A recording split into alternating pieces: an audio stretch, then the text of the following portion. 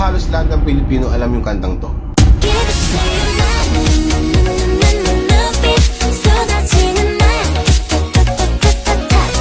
So ano nga ba nangyari sa K-pop idols na Momoland?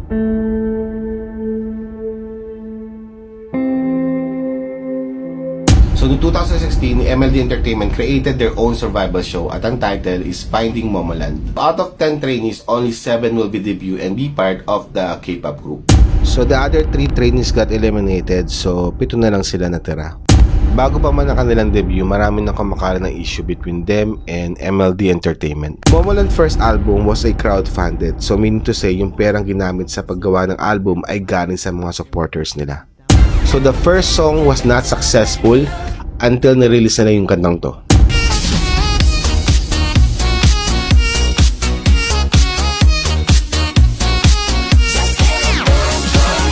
So that song was a big hit, especially dito sa Pilipinas na lahat ng tao sinasayaw yung kantang yan. Bata, matanda, bakla, tomboy. This is also the breakout song of Momoland na naging number 1 sa Korean chart. So supposed to be 7 lang dapat ang magiging member ng grupo until they added the 2 members na dating na-eliminate dun sa show. At isa sa mga member na in-add dun sa group ay si Daisy. 2019 when Momoland released their 5th album na ang title is I'm So Hot.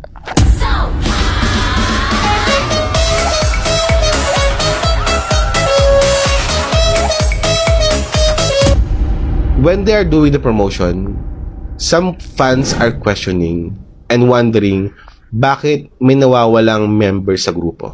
Daisy and Thea are missing. At dahil sa pag-question ng mga fans, MLD Entertainment released a statement saying na kaya hindi nakasama yung dalawa because of health issue and the other one is personal problem. So when they release their album sa Japan, expected ng mga fans na makumpleto na yung 9 members. Pero instead na makumpleto, nabawasan pa ng isa. Yenhu was also not part of the promotion. So yung mga fans nag-iisip na parang may nangyayaring kakaiba between MLD Entertainment and Momoland. And that year also, which is 2019, MLD and ABS-CBN decided to have a exclusive agreement. Ang daming haka-haka pero MLD still decided to be silent until Daisy's mom break her silence. My daughter is crying and they live calmly and shamelessly. I feel hot under the collar. I want to say don't forget that the sky is looking at you.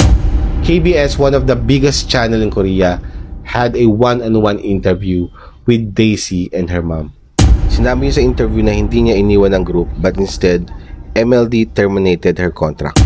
Ibinulgar din niya na MLD manipulated the Finding Momoland show. Kinausap daw siya ng management ng show na even though that she was eliminated, magiging part pa rin siya ng Momoland. Isa sa mga shocking, information na shinare ni Daisy, yung production cost ng show na Finding Momolands were divided among the members. One of the former member of Momoland na si Yoonwoo reveals that she hadn't received any earnings since their debut. Imagine mo, ilang years ka nagwo-work tapos wala kang sa... So gumawa ang KBS ng fact-checking to MLD Entertainment. Nalaman nila na ang bawat members ng Momoland ay required to pay the production costs. Nag-response naman yung MLD saying na that is part of their contract.